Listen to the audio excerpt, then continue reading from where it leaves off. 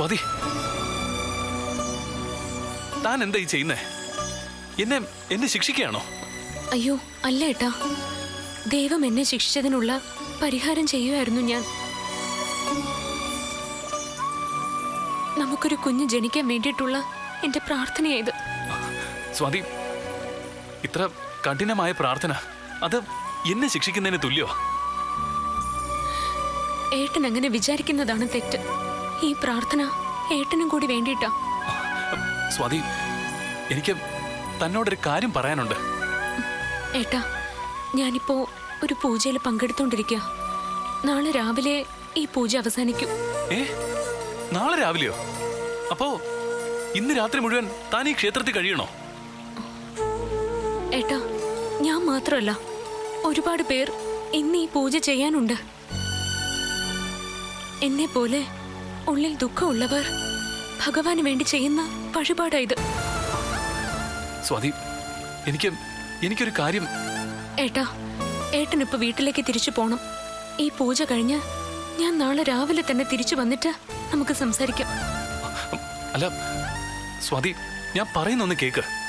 ഏട്ടാ വേണ്ട, എന്നെ തടയരുത്. എനിക്ക് പൂജ പൂർത്തിയാക്കണം.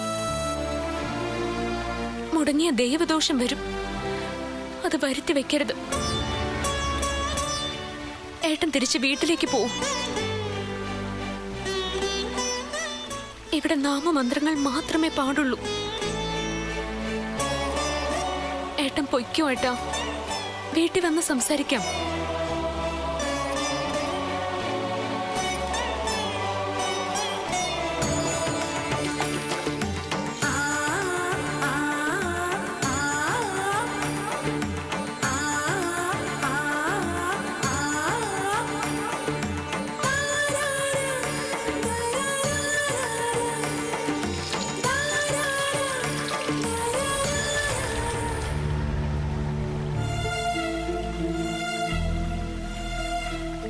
സ്വാമിജി, സ്വാതിയെ അന്വേഷിച്ചു വന്നതാണെന്ന് മനസ്സിലായി.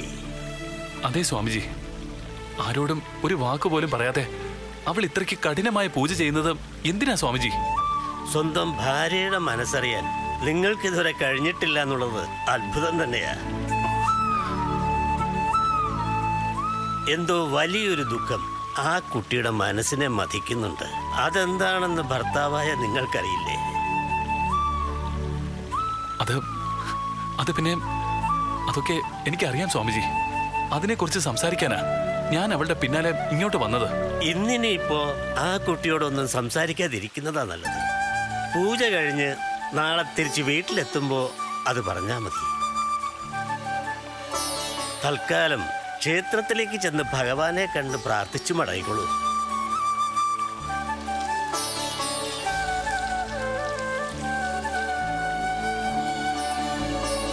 ചെല്ലു.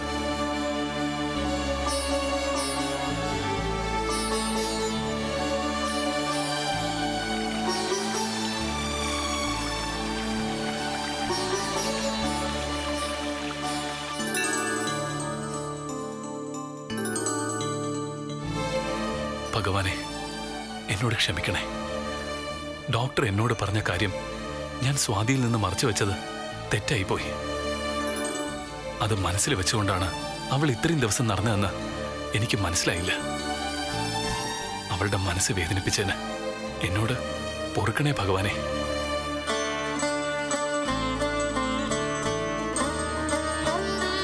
ഒരമ്മയാവാൻ കഴിയില്ലെന്ന വാർത്ത കേട്ട അവൾ എന്നിൽ നിന്ന് അകന്നു പോകുന്ന ഭയന്നിട്ടാ സത്യത്തിൽ ഞാനത് സ്വാതിയോട് മറച്ചു വെച്ചത്. ഒരു കുഞ്ഞിനെ തന്ന് ഞങ്ങൾ അനുഗ്രഹിക്കണേ ഭഗവാനെ.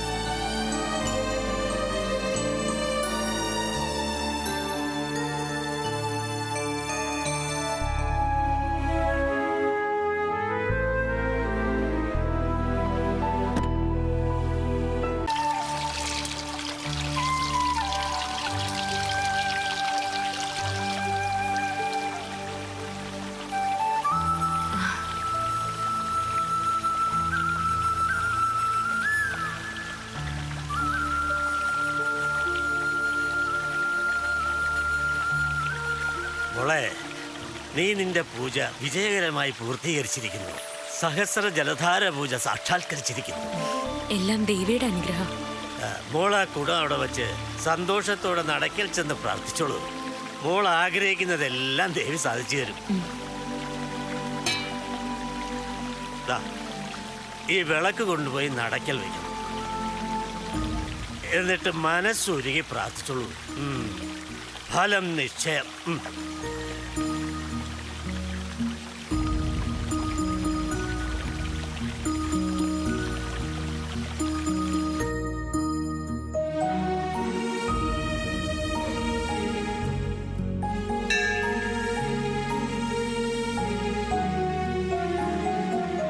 ഭഗവാനെ, സഹസ്ര ജലധാര പൂജ ഞാൻ പൂർത്തിയാക്കി. ഈ പ്രാർത്ഥനയും പൂജയും സ്വീകരിച്ച് എന്നെ അനുഗ്രഹിക്കണം.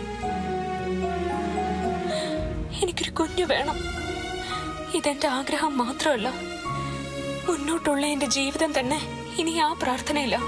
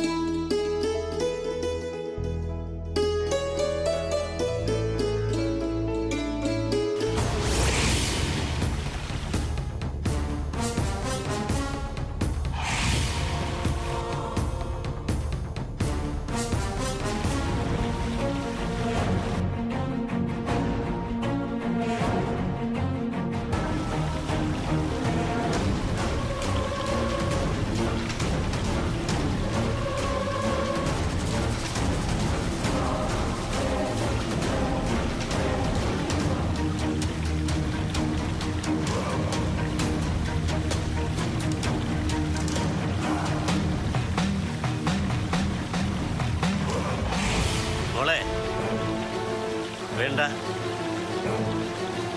വിളിക്കണ്ട. ആ കുട്ടി അവിടെ കിടന്ന് ഉറങ്ങിക്കോട്ടെ. മോള് വീട്ടിലേക്ക് വെക്കോളൂ.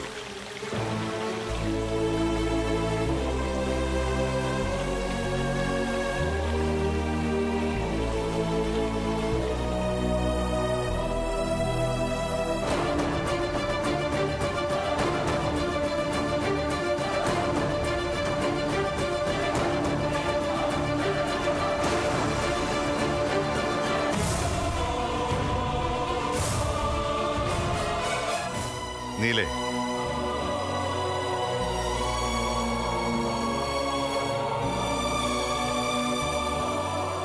നീയും സ്വാതിയും തമ്മിൽ എന്തെങ്കിലും പ്രശ്നമുണ്ടോ?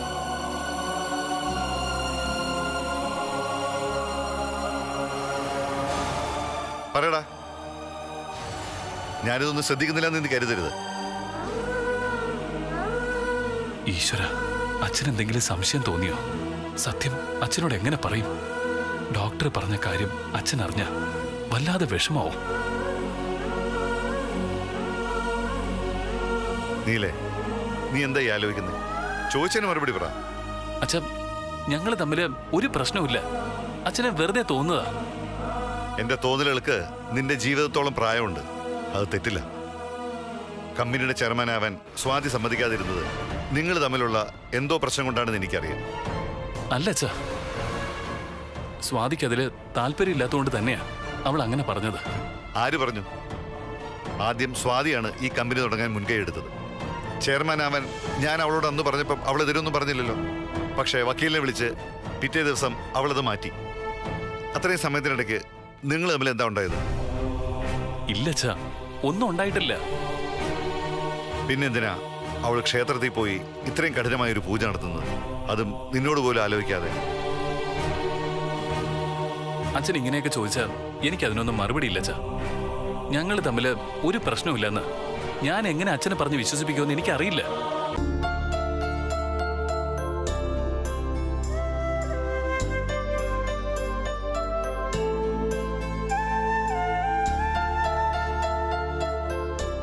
ഏട്ടാ, പോ. നീ കേറ.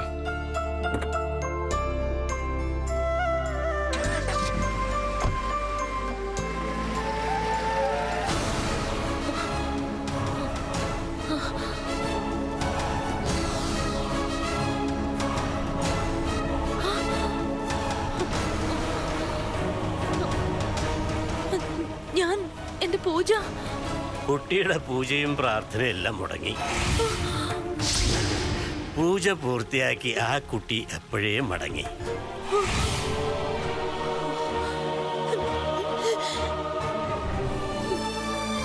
ആത്മാർത്ഥമായ ഭക്തിയോടുകൂടിയാ സ്വാതി പൂജ ചെയ്തത്. അതുകൊണ്ടാ വളരെ പ്രയാസമുള്ള ഈ പൂജ നിസ്സാരമായി പൂർത്തിയാക്കാൻ സ്വാതിക്ക് കഴിഞ്ഞത്. സ്വാമിജി കള്ളം പറയോ? നിങ്ങളും അവളുടെ ആളാ, എനിക്കറിയാം. ആരും ആരുടെയും ആളല്ല കുട്ടി. ഞാൻ ഇന്നലെ പറഞ്ഞില്ലേ, ഭഗവാന്റെ മുന്നിൽ മത്സരം പാടില്ലെന്ന്. അപ്പൊ പൂജയുടെ ഫലം കിട്ടുന്നത് അവൾക്കായിരിക്കും അല്ലേ? സംശയമെന്താ? ശുദ്ധമായ മനസ്സോടെ പൂജ ചെയ്ത സ്വാതിക്ക് തന്നെയാ ഫലം കിട്ടുക. ആ കുട്ടി പൊയ്ക്കോളൂ. ദൈവങ്ങൾക്ക് പോലും വേർതിരിവുണ്ടെന്ന് എനിക്കിപ്പോ മനസ്സിലായി. അത് തീർച്ചയായും ഉണ്ട് കുട്ടി. ആത്മാർത്ഥമായ ഭക്തിയോടെ പൂജ ചെയ്യുന്നവരെയും ഉള്ളിൽ കാപട്യമുള്ളവരെയും ഭഗവാന് തിരിച്ചറിയാം. യഥാർത്ഥ ഭക്തരോട് അല്പ സ്നേഹ കൂടുതൽ കാണിക്കുകയും ചെയ്യും. പിന്നെ കുട്ടിക്ക് വേണമെങ്കിൽ ഇനിയൊരു അവസരത്തിൽ പൂജ പൂർത്തിയാക്കാം. എനിക്ക് പൂജയും വേണ്ട, ഒരു കുന്തവും വേണ്ട. ഒരു സ്വാമിജി വന്നിരിക്കുന്നു. നിങ്ങളാ എന്റെ പൂജ മുടക്കിയത്. ഞാനോ? അതെ, നിങ്ങൾ തന്നെ. ഉറങ്ങാതെ ജലധാര നടത്തിക്കൊണ്ടിരുന്ന ഞാൻ പെട്ടെന്ന് എങ്ങനെ ഉറങ്ങി? ഏതോ ഒരു മായ കൊണ്ട് നിങ്ങൾ എന്നെ ഉറക്കി. അവൾക്ക് വേണ്ടിയല്ലേ നിങ്ങളത് ചെയ്തത്? അവളെ ജയിപ്പിക്കാൻ. എനിക്കിനി നിങ്ങളുടെ പൂജയും വേണ്ട, ജപവും വേണ്ട.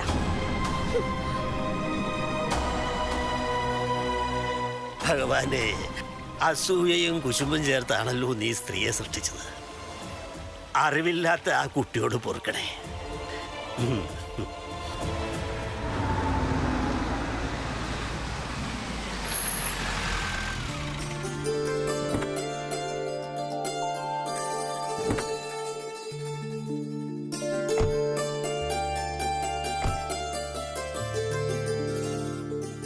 നീ എന്ത് ഭ്രാന്ത മോളെ ഈ കാണിക്കുന്നേ?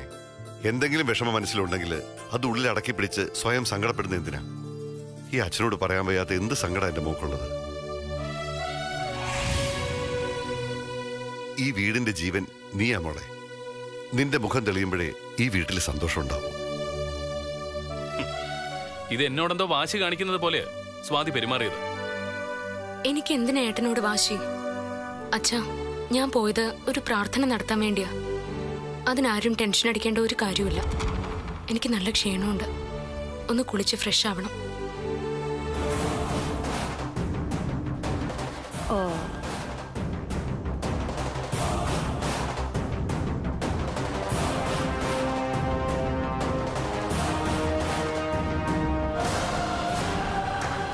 ഇവള് മാത്രമേ വന്നുള്ളൂ. വേദ എവിടെ? മോളെ, നീ ഒന്ന് വിളിച്ചേ. ഞാൻ ഇപ്പൊ കൂടെ വിളിച്ചമ്മേ, കിട്ടുന്നില്ല.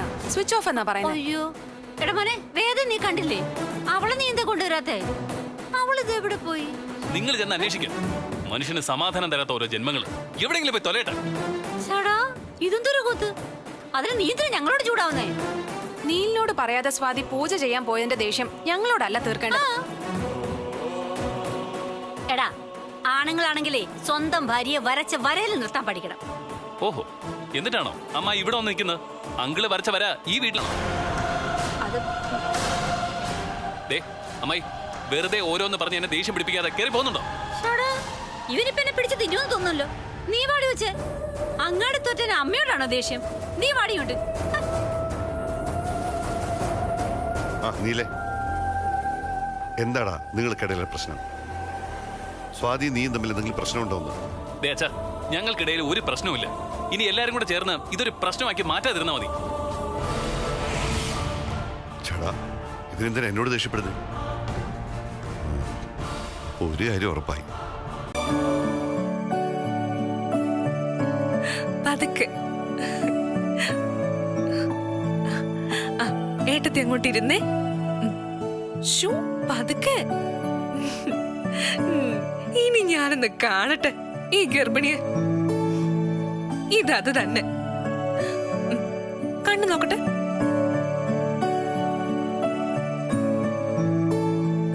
ഒരു സംശയം വേണ്ട, ഏട്ടത്തി ഗർഭിണി തന്നെ. നന്ദിനി, നീ ചുമ്മാ പറഞ്ഞ എന്നെ കുഴപ്പത്തിലാക്കല്ലേ. ആദ്യം ഇതൊന്ന് പരിശോധിച്ച് ഉറപ്പ് വരുത്തട്ടെ, എന്നിട്ട് മതി ഈ ആഹ്ലാദം. എന്റെ പൊന്ന് സ്വാതി എടുത്തി, നമ്മള് പെണ്ണുങ്ങൾക്ക് ഇതൊക്കെ മനസ്സിലാക്കാനാണോ പാട്? കണ്ണിലെ വിളർച്ചയും ഈ ഛർദിലും ഒക്കെ അതിന്റെ ലക്ഷണം തന്നെയാ.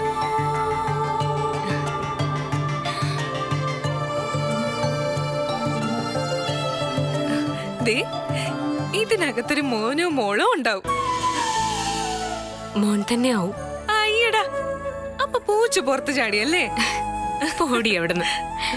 ഇനി പരിശോധിച്ച് നോക്കുമ്പോ അറിയാം സത്യം. ഒരു പരിശോധനയും വേണ്ട, എനിക്ക് ഉറപ്പാ. അതല്ല നന്ദിനി, ജീവിതത്തിൽ നഷ്ടങ്ങൾ ഒരുപാടുണ്ടായവരാ നമ്മൾ രണ്ടാളും. ആദ്യം എന്റെ കുഞ്ഞ് നഷ്ടപ്പെട്ടു, പിന്നെ അബദ്ധത്തിലാണെങ്കിലും എന്റെ കൈകൊണ്ടുണ്ടായ വീഴ്ചയിൽ നിന്റെ കുഞ്ഞും. മതി സ്വാതിയെടുത്തി, നഷ്ടങ്ങളൊക്കെ നമുക്ക് മറക്കാം. എന്നിട്ട് ഇനി വരാനുള്ള ഈ സൗഭാഗ്യത്തിന് വേണ്ടി കാത്തിരിക്കാം. അത് മതി. എന്റെ പേടി അതല്ല. എനിക്ക് ഗർഭമുണ്ടെന്ന് നീ പറഞ്ഞപ്പോ തന്നെ ഈ വീട് ആകെ ഉണർന്നു കഴിഞ്ഞു. അച്ഛന്റെ സന്തോഷം കണ്ടില്ലേ? അത് നാളെ നിരാശയായി മാറാൻ ഇടവരരുത്. എന്നുവെച്ചാ പരിശോധിച്ച് ഉറപ്പ് വരുത്തിയിട്ട് മാത്രമേ ഇനി ആരോടും ഇത് പറയാവൂ. അതിനെന്താ, പരിശോധിക്കാം. അത് വേണ്ടെന്നാരും പറഞ്ഞില്ലല്ലോ.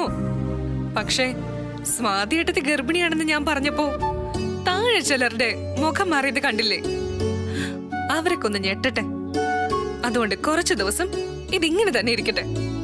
അസൂയക്കാരുടെ അസൂയയും കുശുമ്പും ഒക്കെ ഒന്ന് അടങ്ങട്ടെ. അത് കഴിഞ്ഞിട്ട് മതി പരിശോധിക്കുന്നത്. നന്ദിനി, അത് കൂടുതൽ കുഴപ്പത്തിലാവും. ഇനി ഒരു പക്ഷേ ഞാൻ ഗർഭിണി അല്ലെങ്കിൽ അത്രയും ദിവസം സന്തോഷിക്കുന്നവരുടെ നിരാശ പിന്നെ നമ്മളോടുള്ള ദേഷ്യമായിട്ട് മാറും. അങ്ങനെയൊന്നും വരില്ല. പരിശോധിച്ചിട്ട് പ്രഗ്നൻസി ഇല്ലാതെ വരുന്നെങ്കിലല്ലേ നിരാശയും ദേഷ്യമൊക്കെ ഉണ്ടാവും. എനിക്ക് ഉറപ്പാ, നമുക്ക് രണ്ടുപേർക്കും ഓരോ തവണ നഷ്ടപ്പെട്ട സൗഭാഗ്യം തന്നെയാ ഇത്തവണ സ്വാതിയേട്ടത്തിന്റെ വയറ്റില്. ഏട്ടൻ വന്ന് ഹോസ്പിറ്റലിൽ പോവാന്ന് പറഞ്ഞാലോ? അപ്പൊ തന്നെ പോകേണ്ടി വരും. ഇടിപിടിന്ന് ഹോസ്പിറ്റലിൽ പോണോന്നൊന്നും ഏട്ടൻ പറയില്ല. അഥവാ അങ്ങനെ പറഞ്ഞാൽ തന്നെ അതെങ്ങനെ കൈകാര്യം ചെയ്യണമെന്ന് അപ്പൊ നോക്കാം. നന്ദിനി, ആകാശത്തോളം സന്തോഷം എന്റെ ഉള്ളിലുണ്ട്. അത് സത്യമാക്കി തരണേന്നുള്ള പ്രാർത്ഥന മാത്രമേ ഇപ്പൊ എനിക്കുള്ളൂ. ദേവിയുടെ മുന്നിൽ പോയി വ്രതമിരുന്ന് പ്രാർത്ഥിച്ചതിന് ദേവി തന്ന അനുഗ്രഹം തന്നെയായത്. മനസ്സറിഞ്ഞ് പ്രാർത്ഥിക്കുന്നവരെ ഈശ്വരൻ കൈവിടില്ല എന്നാ പറയുന്നത്. എന്റെ പ്രാർത്ഥന കേട്ടില്ലെങ്കിലും ഏട്ടത്തിയുടെ പ്രാർത്ഥന കേട്ടല്ലോ ദേവി. ആ, എനിക്ക് സന്തോഷായി. അതെ, പ്രസവിക്കുന്നത് ഏട്ടത്തെയാണെങ്കിലും അവനെ വളർത്തുന്നതേ ഈ ഞാനായിരിക്കും. ചെറിയമ്മയെന്ന് വിളിപ്പിക്കില്ല ഞാൻ അവനെ കൊണ്ട്, അമ്മയെന്ന് തന്നെ വിളിപ്പിക്കും. ഒന്നല്ല, രണ്ടമ്മമാരുടെ സ്നേഹം കിട്ടും അവന്. നിന്റെ ഈ സന്തോഷം മാത്രം മതി നന്ദിനി എനിക്ക്.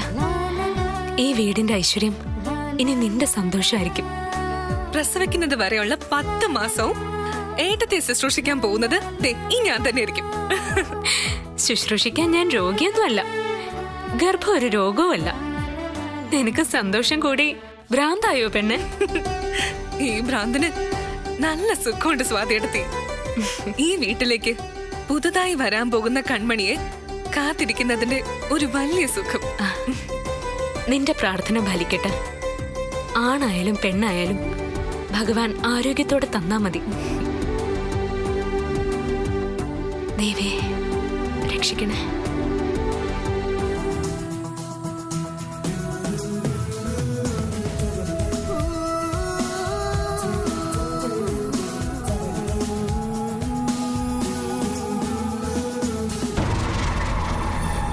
വേദേ, എന്ത് ചെയ്തിട്ടായാലും വേണ്ടില്ല, എനിക്കത് അറിഞ്ഞേ പറ്റൂ. അവളുടെ വയറ്റിൽ ഈ വീടിന്റെ അവകാശിയാകാൻ വേണ്ടി ഒരു ജീവൻ മുളച്ചിട്ടുണ്ടോന്ന് എനിക്കറിഞ്ഞേ പറ്റൂ. ആദ്യം ഞാൻ അവളെ ഒന്ന് കാണട്ടെ. അവളെ കാണുന്നതിന് മുമ്പ് ഇതിനൊരു തീരുമാനം എടുത്തേ പറ്റൂ വേദേ. ഇല്ലെങ്കിൽ നമ്മുടെ നിലനിൽപ്പ് തന്നെ അപകടത്തിലാവും.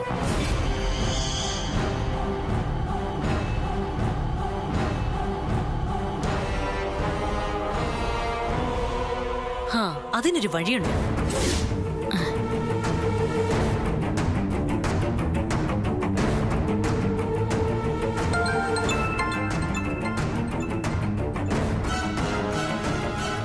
Hello Danny. Hello madam. Danny, ഒരു സഹായം വേണം. മെഡിക്കൽ സ്റ്റോറിൽ നിന്ന് ഒരു പ്രഗ്നൻസി ടെസ്റ്റിനുള്ള കിറ്റ് വാങ്ങി ഉടനെ എന്റെ കയ്യിലെത്തിക്കണം. ശരി മാഡം, ഞാൻ ഉടനെ എത്തിക്കാം.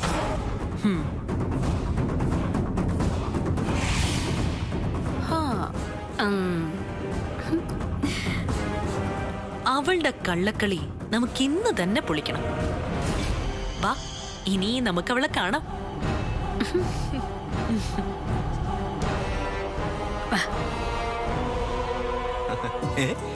സത്യമാണോ മഹേഷേട്ടത്? പിന്നെ അല്ലാതെ, ഞങ്ങളെല്ലാരും ഭയങ്കര സന്തോഷത്തിലാ സദാനന്ദ. അങ്ങനെ എല്ലാരും ഒന്നും പറയണ്ട. സന്തോഷമില്ലാത്ത ചിലരും അവിടെ ഉണ്ടല്ലോ, അവരെ സൂക്ഷിക്കണം. പ്രത്യേകിച്ചും എന്റെ ഭാര്യ. വടി വെക്കുന്നിടത്ത് കൂടെ വെക്കാത്തായിട്ടോ അത്. അതൊന്നും സാരമില്ല സദാനന്ദ, നിങ്ങളൊന്ന് വേഗം വാ, നമുക്കിതൊന്ന് ആഘോഷിക്കണ്ടേ? ഞാൻ ദേ പുറപ്പെട്ടു കഴിഞ്ഞു. ഏറിയാലും 1 മണിക്കൂർ, അതിനുള്ളിൽ ഞാൻ എത്തും. ദേ, നമുക്കിത് പൊളിക്കണം. അപ്പൂപ്പനാവാൻ പോകുന്നതിന് പ്രത്യേകം ചെലവുണ്ട് കേട്ടോ. അതൊക്കെ ഞാൻ ഏറ്റു. നിങ്ങളൊന്ന് വേഗം വാ സദാനന്ദ. അപ്പൊ ശരി. എന്റെ ദൈവമേ, ആ ഭാനുമതി അവിടെ നിന്ന് എല്ലാരും കൂട്ടി ഈ ഗർഭം കലക്കാരെന്ന മതിയായിരുന്നു.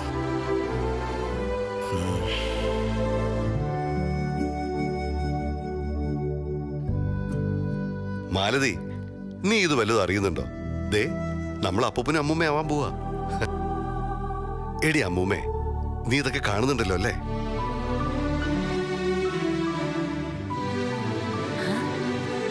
ഇപ്പൊ ഇവിടെ ഈ സന്തോഷത്തിൽ പങ്കുചേരാൻ നീയും കൂടെ വേണ്ടതായിരുന്നു. സ്വാതിക്ക് ഒരു ആൺകുഞ്ഞ് ജനിക്കുന്നു നീ പറഞ്ഞു, പെൺകുഞ്ഞായിരിക്കും ജനിക്കുന്നതെന്ന് ഞാനും പറഞ്ഞു. ഓർമ്മയുണ്ടോ നിനക്ക്? അയ്യോടാ, മഹേഷേട്ടൻ എന്താ വട്ടായോ? എന്റെ മഹേഷേട്ടാ, ഇങ്ങനെ ചത്തുപോയവരുടെ വർത്താനം പറയുന്നതേ, അയ്യോ ഇതൊരു വലിയ ഭ്രാന്ത് തന്നെയാ. അതേ ഭാനുമതി, ഇതൊരു ഭ്രാന്ത് തന്നെയാ. സന്തോഷം കൊണ്ടുള്ള ഭ്രാന്ത്. സ്വാതിമോള് ഗർഭിണിയായതിന്റെ സന്തോഷം എനിക്ക് എത്ര വലുതാന്ന് ഭാനുമതിക്ക് അറിയോ? ഞാൻ അപ്പൂപ്പനാവാൻ പോവല്ലേ. പിന്നെ ഒരപ്പൂപ്പൻ. മഹേഷേട്ടന്റെ വർത്താനം കേട്ടത്തോന്നും ഈ ലോകത്തിൽ ആദ്യമായിട്ട് ഗർഭിണിയാവുന്നത് സ്വാതിയാണ്. അത്രയ്ക്കങ്ങ് സന്തോഷിക്കാൻ വരട്ടെ. ആദ്യം അവൾക്ക് ഗർഭമുണ്ടോ എന്ന് പരിശോധിച്ച് ഉറപ്പുവരുത്താം. എന്നിട്ട് മതി അപ്പൂപ്പനാവാൻ കച്ചകെട്ടി ഇറങ്ങുന്നതും മധുരം കഴിക്കുന്നതും ഒക്കെ. സന്തോഷിക്കണോ വേണ്ടോന്നൊക്കെ ഞങ്ങൾ തീരുമാനിച്ചോളാം. ഞങ്ങളുടെ കുടുംബകാര്യത്തിലേ നീ ഇടപെടണ്ട. ഭാനുമതി, ഇവളുടെ വർത്താനം കേട്ടിട്ട് നീ കുത്തിത്തിരിപ്പുണ്ടാക്കാൻ നിൽക്കരുത്. ഈ വീട്ടിലെ മുതിർന്ന സ്ത്രീ ഇപ്പൊ ഭാനുമതിയാ. മാലതി ചെയ്യേണ്ട കാര്യങ്ങളൊക്കെ ഏറ്റെടുത്ത് ചെയ്യേണ്ടത് നീയാ. മനസ്സിലായോ? ഓ പിന്നെ അതിനെന്താ, മഹേഷേട്ടൻ പേടിക്കണ്ട. സ്വാതി മോളെ ഞാൻ പൊന്നു പോലെ നോക്കിക്കോളാം, അല്ലേ വേദമോളെ? പിന്നല്ലാതെ, സ്വാതിയെ ഞങ്ങള് തലയിലും താഴത്തും വെക്കാതെ കൊണ്ടു നടന്നോളാം. എന്താ, അത് പോരെ അപ്പൂപ്പ? പക്ഷേ അതിനൊക്കെ മുൻപ് മരുമകള് ഗർഭിണിയാണോന്ന് നമുക്കൊന്ന് ഉറപ്പു വരുത്തണ്ടേ? അയ്യോ, മോള് പറഞ്ഞ സത്യമാ. അത് പിന്നെ വേണ്ടേ? അതെ, പരിശോധിക്കുക തന്നെ വേണം. മഹേഷേട്ടൻ അത് സ്വാതിയെ പറഞ്ഞൊന്ന് സമ്മതിപ്പിക്കണം. എന്നിട്ട് മതി അപ്പൂപ്പനാകാനുള്ള ഈ തുള്ളിച്ചാട്ടം.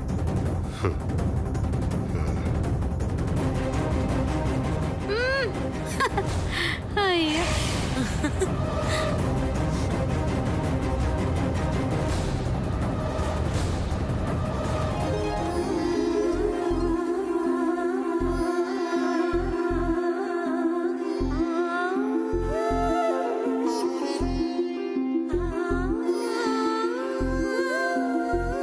മതി നന്ദിനി. ഗിരി, ഇവളോട് ഇതൊക്കെ മാറ്റി വെക്കാൻ പറയുന്നുണ്ടോ? ഇതൊക്കെ വേണം സ്വാതിയേട്ടത്തി. ഈ വീട്ടിലെ ഏറ്റവും വലിയ സന്തോഷം നമുക്ക് ആഘോഷിക്കണ്ടേ? എടോ, ഇതൊക്കെ നന്ദിനിയുടെ ഒരു ആഗ്രഹമല്ലേ, താനായിട്ട് ഇതിനൊന്നും പറയണ്ട. മതി മതി, വേഗം താഴെ പോയി പൂജാമുറി ചെന്ന് പ്രാർത്ഥിക്കാം. വാ.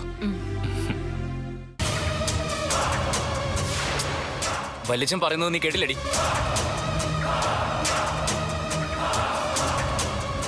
എല്ലാവരും ഇവക്ക് മധുരമൊക്കെ കൊടുത്തു.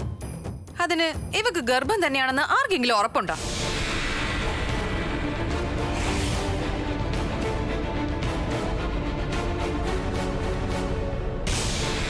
അത് വേണം ആദ്യം പരിശോധിക്കാൻ.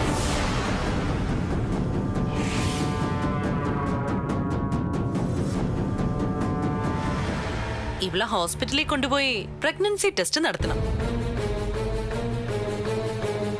എന്താ, അത് വേണ്ടേ? ഇനി ഒരു പരിശോധനയും വേണ്ട. സ്വാതിയേട്ടത്തി ഗർഭിണി തന്നെയാ. അതിന് നീ ആരാ വയറ്റാട്ടിയോ ഇങ്ങനെ ഉറപ്പിച്ചു പറയാൻ? അല്ല, ഗൗരിമോള് പറഞ്ഞത് നേരല്ലേ മഹേഷേട്ടാ? സത്യത്തിൽ അതല്ലേ നമ്മൾ ആദ്യം ചെയ്യേണ്ടത്? അതിനൊക്കെ ഇനി സമയമുണ്ട്. അത് പരിശോധിക്കുന്നതിൽ ഇവിടെ ആർക്കാ തടസ്സം? അതൊക്കെ നീലും സ്വാതിമോളും കൂടെ ഹോസ്പിറ്റലിൽ പോയി ചെയ്തോളും. ഹോസ്പിറ്റലിലൊന്നും പോണ്ട ഒരു കാര്യമില്ല. പ്രഗ്നൻസി ടെസ്റ്റ് ഒക്കെ ഇപ്പൊ വീട്ടിൽ തന്നെ ചെയ്യാലോ.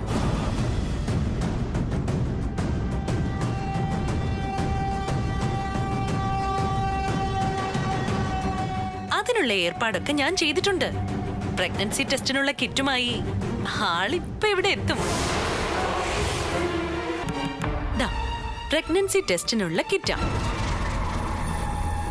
ഇവിടെ വെച്ച് തന്നെ ഇവളുടെ പ്രഗ്നൻസി പരിശോധിക്കാൻ സാധിക്കും. എല്ലാവർക്കും സമ്മതമാണെങ്കിൽ ഈ ജോലി ഞാൻ തന്നെ ഏറ്റെടുക്കാം. ആ, അത് തന്നെയാ നല്ലത്. ഞാനും വരാം. വാ മോളെ സ്വാതി, എഴുന്നേക്ക്. വേണ്ട, ഇവൾക്കിതെന്തോന്നു? ഇങ്ങെടുക്ക, ഞാൻ പരിശോധിച്ച് നോക്കിയോളാം. അതിങ്ങ് തന്നേ.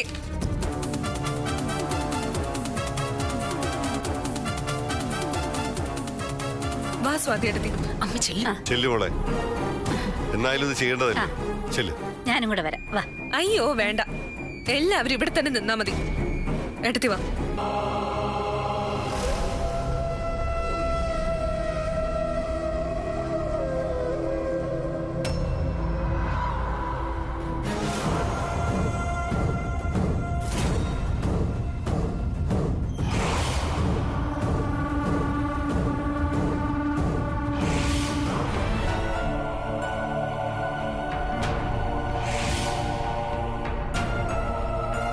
ഏട്ടത്തി ധൈര്യമായിട്ടിരിക്കെ. ഈ കാർഡില് 2 വര തന്നെ തെളിയും. ഇല്ലെങ്കിൽ നോക്കിക്കോ, ഏട്ടത്തി ഗർഭിണി തന്നെയാ.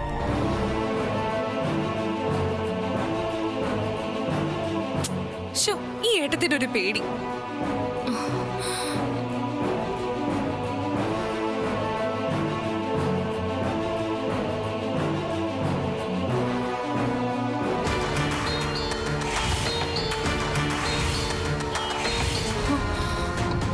എന്നിട്ട് എവിടെ? തെളിഞ്ഞില്ലേ നിന്റെ ഗർഭം? ടെസ്റ്റ് ചെയ്ത കാർഡ് എവിടെ? അതൊക്കെ ഇവളുമാരെ എപ്പോഴും ഒളിപ്പിച്ചു കാണും. എന്റെ വേദ ഗർഭിണിയാണെങ്കിലല്ലേ കാണിക്കാൻ പറ്റൂ അതൊക്കെ.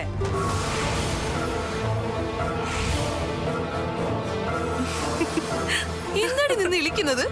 പ്രഗ്നൻസി ടെസ്റ്റ് ചെയ്ത കാർഡ് എവിടെ? കാണിക്കടി.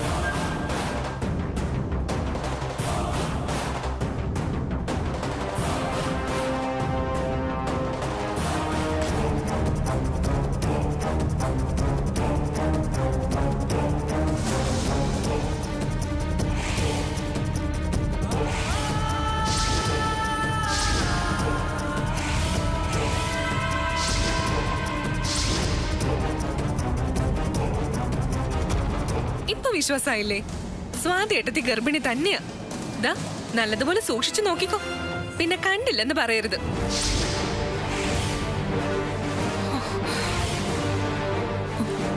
ഇനി 2 പേർക്ക് സംശയമൊന്നുമില്ലല്ലോ? എന്നാ പിന്നെ വിട്ടോ.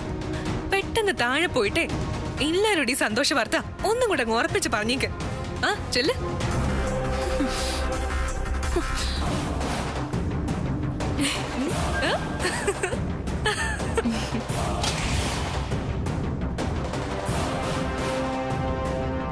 ഇല്ല വേദേ, ഇത് ഞാൻ വിശ്വസിക്കത്തില്ല. ഇതിനകത്ത് എന്തോ കള്ളത്തരമുണ്ട്.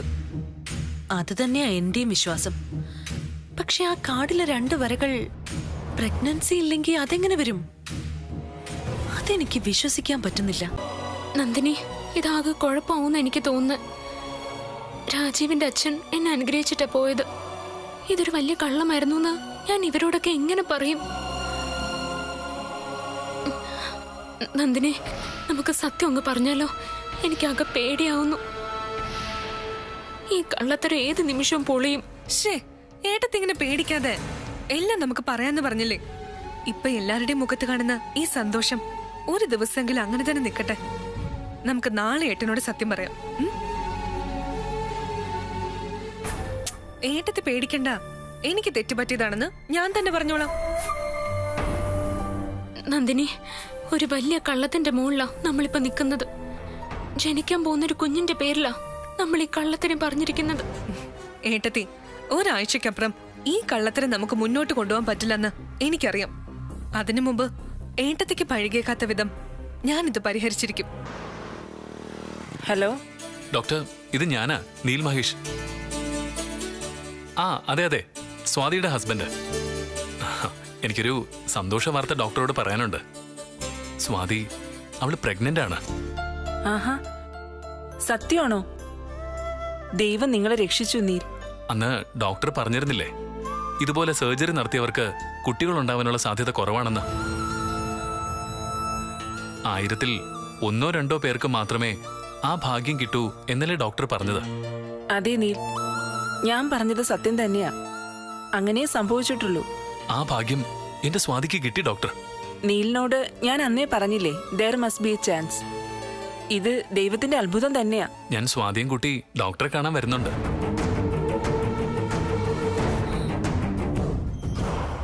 ഇത്ര പെട്ടെന്നൊരു പൂജ കഴിഞ്ഞ് പിറ്റേന്ന് രാവിലെ ഗർഭം. ഇതിലെന്തോ ഒരു കള്ളത്തരം തോന്നുന്നില്ലേ? എവിടെയോ ഒരു വശപ്പിശക എനിക്ക് തോന്നിയതാ. അതുകൊണ്ടാ സതുവേട്ട നിർബന്ധിച്ചിട്ടും ഞാൻ തിരിച്ചു പോകാതെ ഇവിടെ തന്നെ അങ്ങ് കൂടിയത്. ഈ ഗർഭത്തിന്റെ കാര്യത്തിലെ എനിക്ക് അവളെ ഒട്ടും വിശ്വാസമില്ല. നന്ദിനിയുടെ ഗർഭം പോയതിന് പിന്നാലെ ഉടനെ തന്നെ സ്വാതി ഗർഭിണിയായതിന് പിന്നിൽ എന്തോ ഒരു കള്ളത്തരം ഉണ്ടെന്നുള്ളത് ഉറപ്പാ. അമ്മേ, ഇത് കണ്ടുപിടിക്കാൻ എന്താ ഒരു മാർഗം?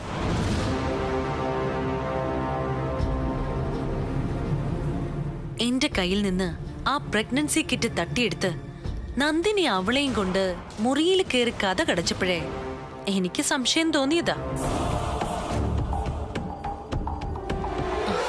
ആന്റി, ഈ ഗർഭം ഉണ്ടെന്ന് ഉറപ്പുവരുത്താൻ പണ്ട് ഉപയോഗിച്ചിരുന്ന ചില നാടൻ രീതികളില്ലേ, അങ്ങനെ എന്തെങ്കിലും ആന്റിക്ക് അറിയാവോ?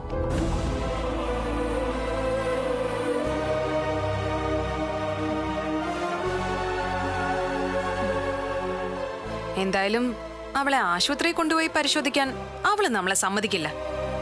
പകരം അവള് പോലും അറിയാതെ നമുക്കതറിയാൻ എന്താ ഒരു വഴി? ഒരു വഴിയുണ്ട്. പണ്ട് ഇതുപോലുള്ള അവസരങ്ങളിൽ അമ്മായിമ്മമാര് മരുമക്കളെ കൊണ്ട് ചെയ്യിച്ചിരുന്ന വിദ്യ ഇത്. എന്ത് വിദ്യ? അവളെ അടുക്കളയിലൊന്ന് കേറ്റണം. അതിനെ എന്തായാലും നടക്കുമെന്ന് തോന്നുന്നില്ല. നന്ദിനിയെ സ്വാതി അടുക്കള ഭരണം ഏൽപ്പിച്ചേക്കുന്നത്. അതുകൊണ്ട് ഇനി ആരും സ്വാതി അടുക്കളയിലോട്ട് പ്രതീക്ഷിക്കണ്ട. അതിനൊക്കെ വഴിയുണ്ട്. ഞാൻ പറയുന്ന കാര്യങ്ങൾ അതുപോലെ നിങ്ങളങ്ങ് അനുസരിച്ചാ മതി. നമുക്ക് കണ്ടുപിടിക്കാന്നേ.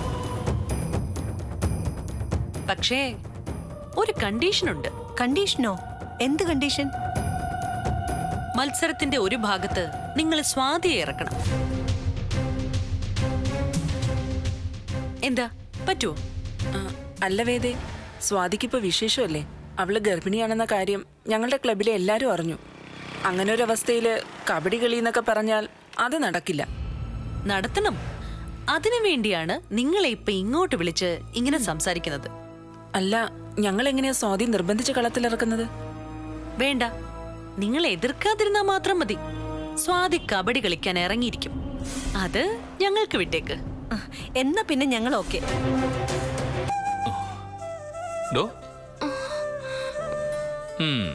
തന്റെ മനസ്സിലിപ്പോ എന്താ ഉള്ളതെന്ന് ഞാൻ പറയട്ടെ. ആൺകുട്ടിയാണെങ്കിൽ നമ്മൾ അവനെ എന്ത് പേരിട്ട് വിളിക്കുമെന്നല്ലേ? എടോ, എന്ത് പേരായാലും അത് താൻ തന്നെ സെലക്ട് ചെയ്താൽ മതി.